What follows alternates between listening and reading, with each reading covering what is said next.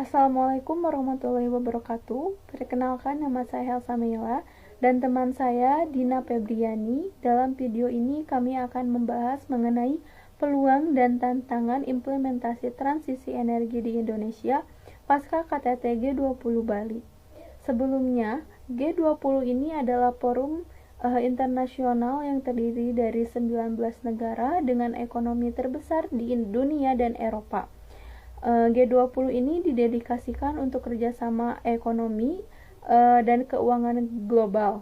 Forum ini didirikan pada tahun 1999 sebagai respon terhadap krisis keuangan di Asia pada tahun 2008. Atas respon ini, forum ini ditingkatkan levelnya dari tingkat Menteri Keuangan dan Gubernur Bank Sentral menjadi tingkat kepala negara atau kepala pemerintahan. Forum G20 ini memiliki signifikansi sebagai perespon krisis dalam skala global, baik krisis keuangan maupun moneter, agar tidak menimbulkan dampak lebih buruk bagi perekonomian global.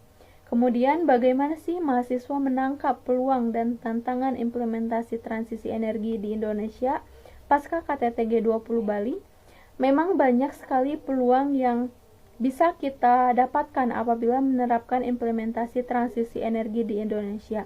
Karena transisi ini menggunakan sumber energi seperti surya, air, dan angin untuk menggantikan energi yang berasal dari fosil seperti batu bara, minyak, dan gas. Dimana apabila energi fosil ini terus digunakan akan menimbulkan banyak permasalahan, diantaranya menipisnya cadangan sumber daya, pemanasan global, perubahan iklim, dan sebagainya. Kemudian, dalam menerapkan transisi energi di Indonesia memang masih memiliki banyak tantangan yang dihadapi. Di antaranya, masih rendahnya pemanfaatan energi baru terbarukan sebagai salah satu sumber daya yang memang masih ramah lingkungan, di mana belum banyak sektor industri, swasta ataupun pemerintah yang menggunakan energi baru terbarukan sebagai sumber energi.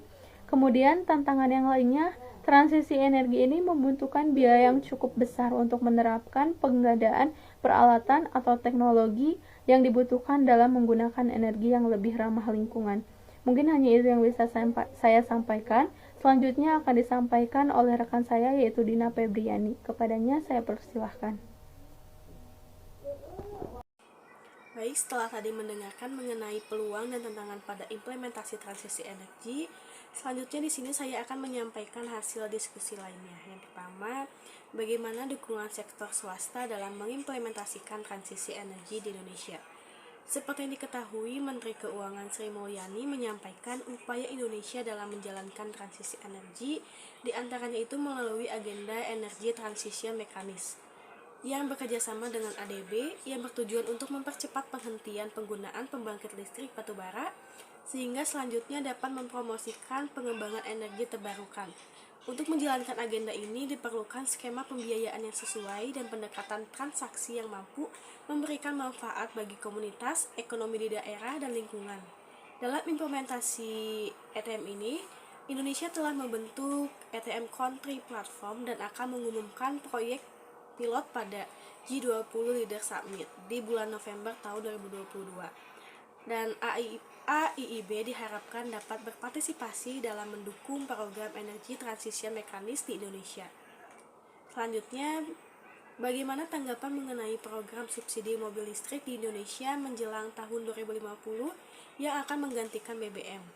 Menurut tanggapan kelompok kami, hal tersebut merupakan suatu inovasi yang baik karena penggunaan BBM yang terus-menerus digunakan untuk kendaraan akan mengakibatkan kelangkaan dari minyak BBM tersebut. Oleh karena itu, penggunaan mobil listrik menjadi salah satu alternatif yang dapat digunakan. Selain itu, pengguna mobil listrik juga memiliki beberapa keuntungan lainnya yang diklaim lebih ramah lingkungan. Pasalnya, mekanisme gerak kendaraan tersebut menggunakan daya listrik dan pada prosesnya mesin tidak menghasilkan pembuangan residu emisi CO2, karbon dioksida, dan karbon monoksida. Tapi perlu dilakukan penyesuaian terlebih dahulu terhadap penggunaan mobil listrik di Indonesia. Mungkin Segitu saja yang dapat kelompok kami sampaikan. Mohon maaf apabila ada kesalahan dalam penyampaian kata.